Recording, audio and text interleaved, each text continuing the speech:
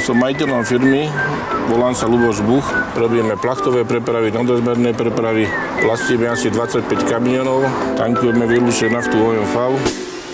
Sme zákazníkom OMV asi 10 rokov. 8 rokov používame aditivovanú naftu. Odoberáme zhruba 80 až 90 tisíc litrov mesačne. Nedel sa mi čas tankovania, koľko nafta menej pení. Auta majú lepší výkon a nemáme také servisné náklady na výmenu filtrov, strekovačov ako v minulosti. Máme dobré ohlasy od vodičov. Potreba sa nám znížila asi tak o 1 až o 2 litre na 100 km a tým sa zvýšila aj produktivita firmy, nakoľko tá spotreba je výrazne lepšia. A sme radi za spoluprácu s OMV.